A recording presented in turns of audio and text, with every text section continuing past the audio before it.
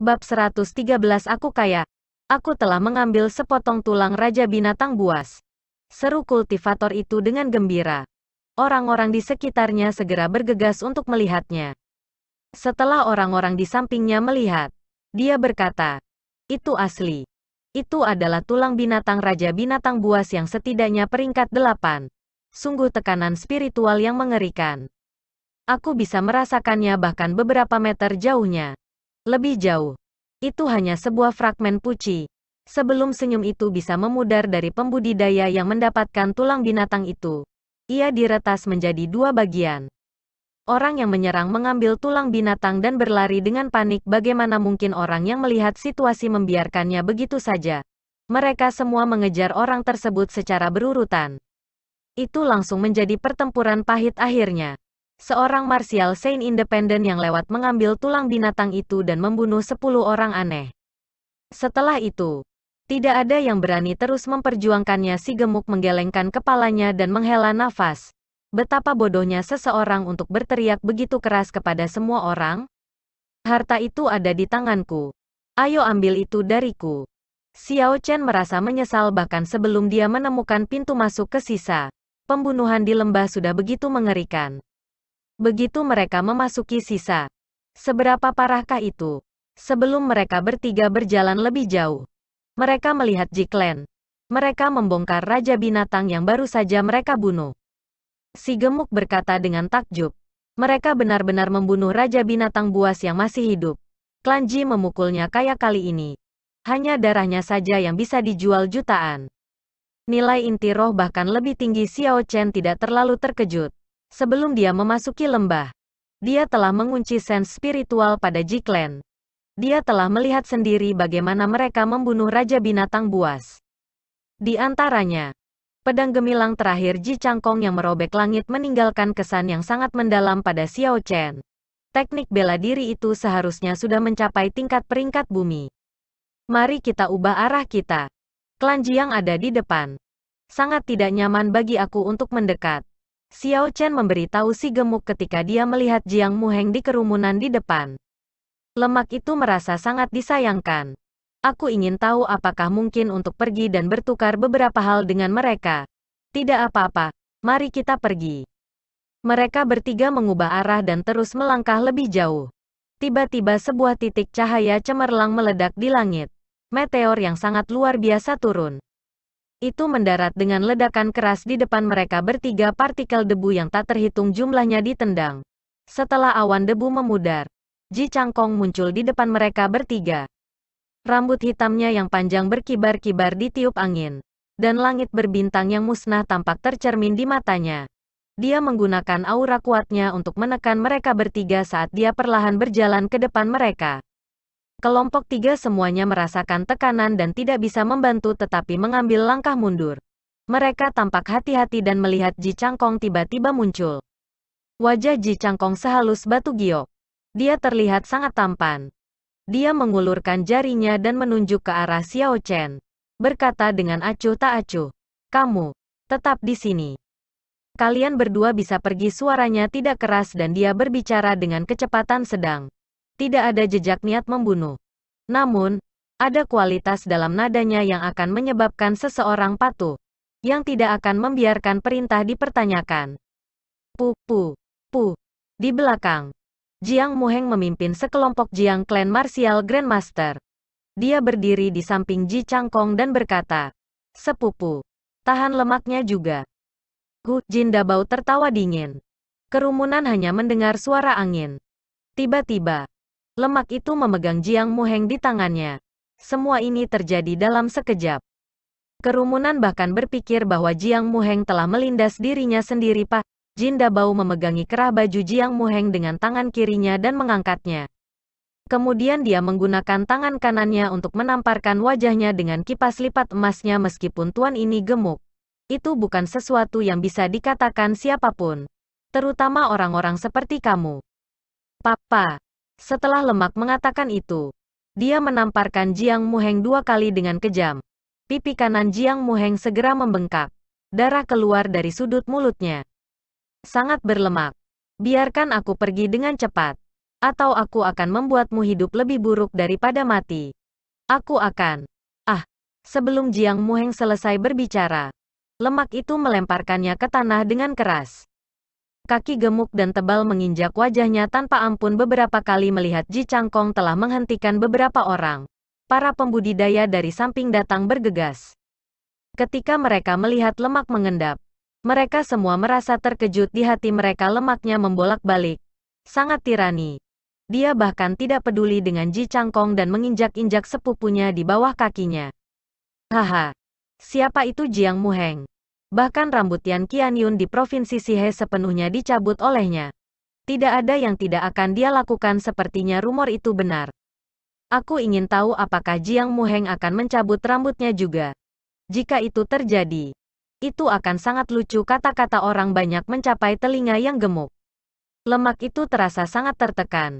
Dia bahkan tidak bisa mengerahkan suasana hati untuk bunuh diri karena memiliki reputasi buruk. Dia benar-benar ingin menghilangkan rumor ini. Namun, sudah jelas sekarang bukan saatnya untuk melakukannya. Apakah kamu melihat ekspresi gemuk itu? Sepertinya dia mengakuinya. Mengutuk, betapa kejamnya. Kamu masih berani menyebutnya gemuk. Apakah kamu tidak mendengarnya? Dia akan mencabut semua rambut dari siapa saja yang berani menyebutnya gendut. Kamu sudah selesai. Dia pasti sudah mendengar kamu sejak kamu mengatakan itu. Suara yang sangat keras. Lebih baik kamu memikirkan solusi untuk menyelamatkan dirimu dengan cepat. Sial. Aku tidak akan membicarakannya lagi. Jika aku terus berbicara, aku akan benar-benar selesai. Ketika Xiao Chen dan Su Xiao Xiao mendengar lemak itu, mereka berdua tanpa sadar mengambil 3 langkah mundur. Menempatkan jarak tertentu di antara mereka dan lemak itu.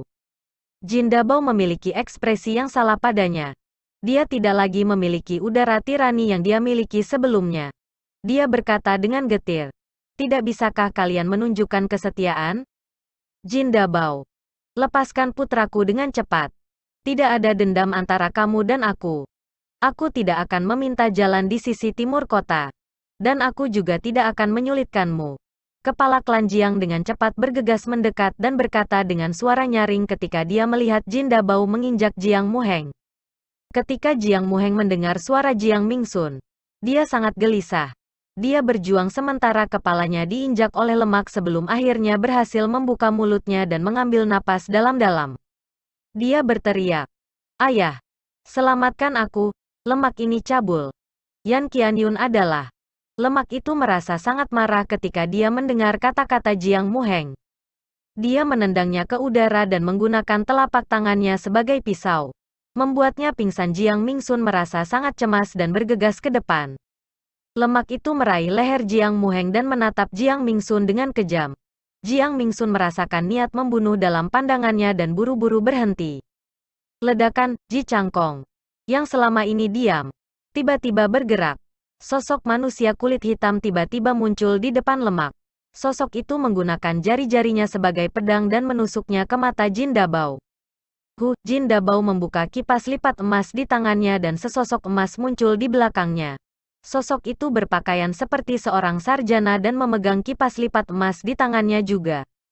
Begitu sarjana muncul, kekuatan seorang bijak kuno menyebar ke seluruh area.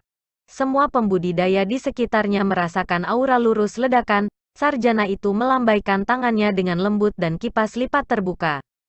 Itu mengeluarkan gelombang energi dan sosok hitam di depan lemak segera terbang mundur dan meledak. Menjadi bayangan darah itu senjata bijak kuno. Untuk berpikir bahwa bayangan bijak kuno tetap ada di dalamnya. Mengerikan sekali. Inkarnasi astral Ji Changfeng benar-benar hancur oleh gelombang lembut kipas lipat. Ekspresi Ji Changkong tidak berubah. Dia hanya merasakan beberapa kejutan di hatinya. Dia tidak berharap lemak vulgar berpakaian norak ini akan tertutupi harta aneh. Dari penampilan pakaiannya, sangat mungkin ornamen indah padanya bisa menjadi harta yang aneh juga. Lemak mengangkat Jiang Muheng ke tubuhnya dan berkata kepada Ji Changkong, "Aku tidak peduli tentang dendam kamu dengan Xiao Chen. Setelah kami meninggalkan Bisking Valley, aku tidak peduli apa yang kamu lakukan. Namun, di Bisking Valley, dia adalah teman aku. Aku akan bertahan pada Jiang Muheng untuk jangka waktu tertentu. Pertama, setelah kami meninggalkan Bisking Valley, Aku akan mengembalikannya kepada kamu. Setelah Jin Dabao berbicara, dia membawa Xiao Chen dan Su Xiao Xiao ke arah lain ketika Jiang Mingsun dan yang lainnya melihat Xiao Chen pergi. Mereka merasa sangat marah. Namun, tidak ada yang bisa mereka lakukan. Jika mereka ingin menyerangnya secara paksa, Jiang Muheng akan segera dibunuh. Lemak ini benar-benar kejam. Dia bahkan tidak takut pada Ji Changkong. Sangat disayangkan bagi klan Jiang. Satu-satunya anak mereka akan menderita di tangan orang berlemak ini. Dari semua orang yang mereka pilih untuk dimusuhi, mereka memilih lemak ini. Diam, lemak itu masih ada di dekatnya. Pelankan suaramu ketika mereka tiba di daerah terpencil di Bisking Valley. Jin Dabao melemparkan Jiang Muheng ke tanah dan mulai menepuknya di seluruh tubuh. Xiao Chen dan Su Xiao Xiao teringat rumor yang mereka dengar dan diam-diam melangkah ke samping setelah sekian lama. Si gemuk mengumpat. Bajingan malang. Dia tidak punya apa-apa sama sekali. Melihat Xiao Chen dan Su Xiao Xiao bergerak ke samping, lemak itu dengan cepat mengambil Jiang Muheng dan mengejar mereka. Dia menjelaskan. Tidak bisakah kalian menatapku seperti itu? Itu hanya rumor. Xiao Chen tersenyum tipis. Aku tahu. Itu hanya perbedaan kecerdasan. Mereka hanya tidak bisa mengerti kamu itu semangatnya, kata si gemuk berlemak riang. Tetapi setelah beberapa saat, dia merasa ada sesuatu yang tidak benar. Mengapa aku merasa bahwa kamu sebenarnya mengejekku? Xiao Chen menangkupkan telinganya dan mendengarkan sebentar sebelum berkata, berhentilah main-main. Aku mendengar suara berkelahi. Itu pasti salah satu klan bangsawan yang membunuh Raja Binatang Buas. Mari kita lihat apakah kita dapat mengambil keuntungan dari situasi ini. Lemak itu melihat ke arah yang ditunjuk Xiao Chen dan mendengarkan juga. Mengapa aku tidak mendengarnya? Sudahlah. Aku percaya padamu. Namun, bagaimana kita akan berurusan dengan orang yang aku bawa ini? Xiao Chen berpikir sejenak sebelum menempatkan cincin semesta di tubuh Jiang Muheng. Dengan pemikiran dari Xiao Chen, Jiang Muheng disimpan di cincin semesta. Jin Dabao dan Su Xiao Xiao heran melihat hal itu terjadi. Lemak itu bertanya dengan heran. Cincin spasial apa ini? Kenapa bisa menyimpan manusia hidup? Xiao Chen tidak menjelaskan dan hanya berkata, perlakukan saja sebagai harta karun rahasia. Xiao Chen memimpin jalan ke depan. Ada banyak pertempuran yang terjadi di sepanjang jalan. Selama fragmen tulang Raja Binatang Buas ditemukan, akan ada pertarungan hebat di atasnya. Lemak itu berkata dengan tertekan. Bagaimana mungkin semua orang mengambil tulang Raja Binatang tetapi aku tidak bisa mendapatkannya? Xiao Chen tersenyum tetapi tidak mengatakan apa-apa. Dia telah memperpanjang sense spiritualnya dan memperhatikan bahwa lemak telah menginjak setidaknya 3 potong tetapi tidak menyadarinya. Bang! Bang! Mereka bertiga akhirnya melihat asal-usul suara pertempuran itu. Guiyi Markis Ying Xiao memimpin 200 pengawal emasnya dan bertarung melawan Raja Singa Emas seukuran gunung kecil. Xiao Chen ingat anak muda singa emas yang ia temui di pinggiran luar Savage Forest. Hanya inti spirit dari anak mudanya yang sudah mengandung energi spiritual yang cukup untuk Xiao Chen untuk meningkatkan kultivasinya 1 tingkat. Bab 114 energi spiritual yang terkandung dalam Golden Lion King seukuran gunung akan berada pada tingkat yang sangat mengerikan. Mata berlemak itu menyala ketika dia berkata dengan penuh semangat. Itu adalah Golden Holy Beast. Benar-benar binatang suci emas. Su Xiao Xiao menyela. Berhentilah bermimpi begitu banyak. 200 pengawal emas dari Guiyi Markis semuanya adalah Martial Grandmaster. Selain itu, mereka semua dibaptis dalam darah medan perang. Yang paling penting adalah peralatan mereka. Mereka semua memiliki armor pertempuran peringkat bumi dan senjata roh peringkat luar biasa tingkat tinggi yang ditempa di Heavenly Craft Manor. Meskipun mereka tidak membawa martial science, bisa dikatakan bahwa mereka cenderung menjadi kekuatan terkuat di sini. Xiao Chen sangat heran. Ada 200 orang yang menggunakan battle armor dan spirit weapons. Itu angka yang menakutkan. Armor pertempuran Yan Qianyun mengenakan hanya armor pertempuran peringkat bumi. Selain itu, satu-satunya alasan mengapa ia memiliki satu adalah karena ia adalah penerus klan bangsawan. Untuk berpikir bahwa 200 pengawal emas ini sebenarnya semuanya dilengkapi dengan Earth Ranking Battle Armor, pikiran ini akan menyebabkan seseorang menggigil walaupun tidak dingin. Mungkinkah Guyi Markis tak tertandingi di Beast King Valley hanya dengan 200 pengawal emas ini? Saat mereka bertiga berbicara, Guyi Markis, Ying Xiao, tiba-tiba berteriak. Dia menunggang kuda berskala naga dan bergegas menuju Raja Singa Emas. Debu ditendang dari tanah. Dan dia bergerak dengan kuda itu sebagai satu. Bergerak secepat kilat ketika dia tiba di tujuannya dalam sekejap. Pada saat berikutnya, dia tiba di hadapan Raja Singa Emas. Tombak panjang emas sepanjang 3 meter itu membawa kekuatan besar di belakangnya saat dia memukul dada Raja Singa Emas dengan keras.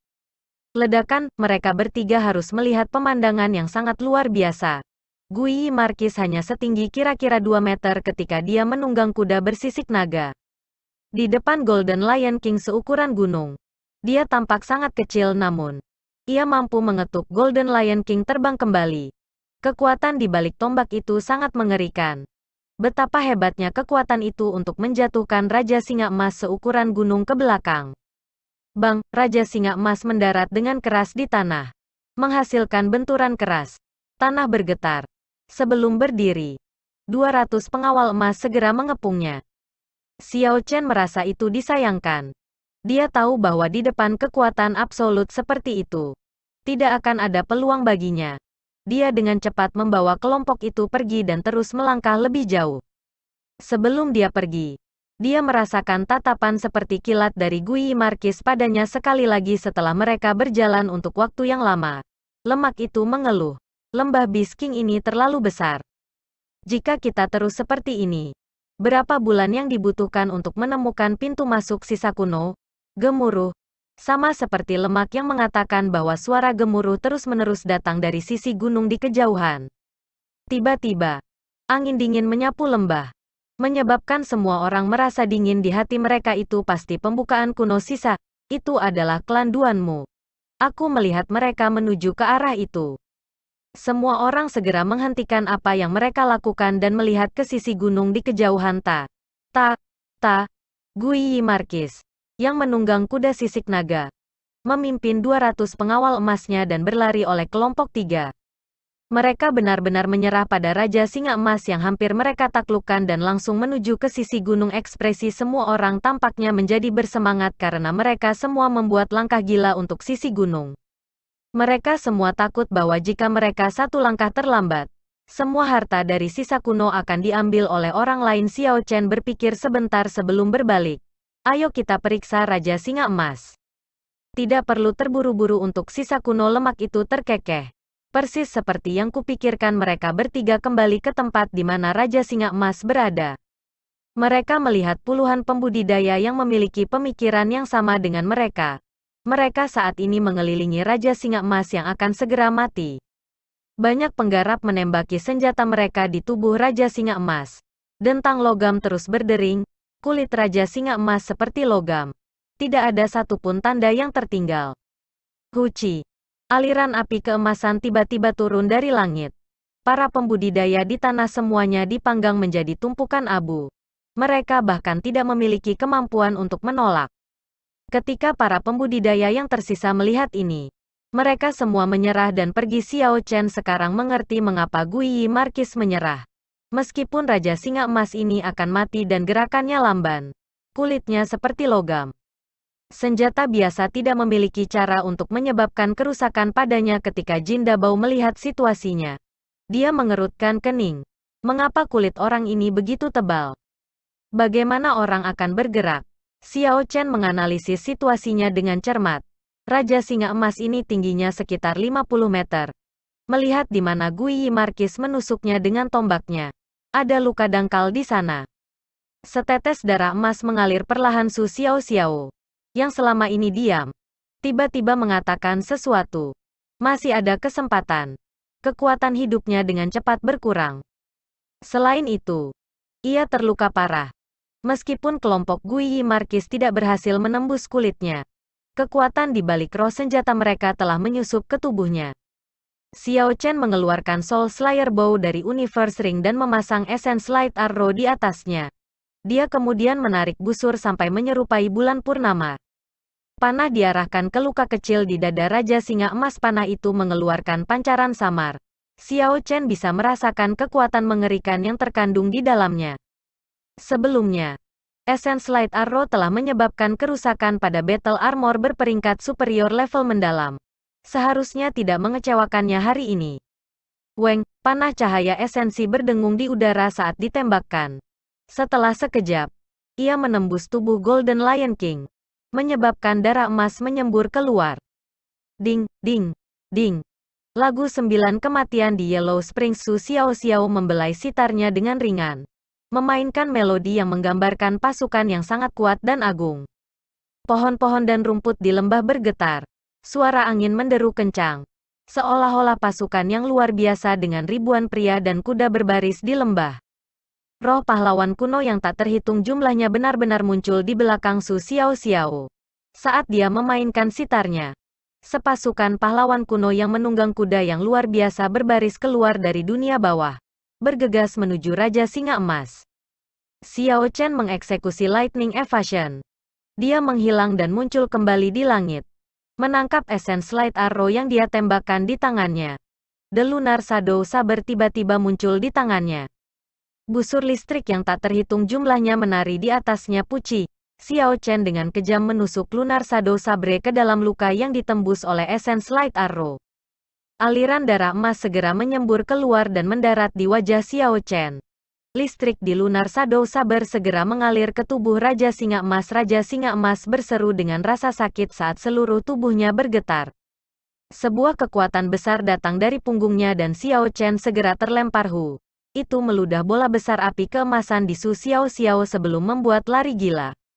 Itu seperti ledakan terakhir kehidupan. Pancaran terakhir matahari terbenam.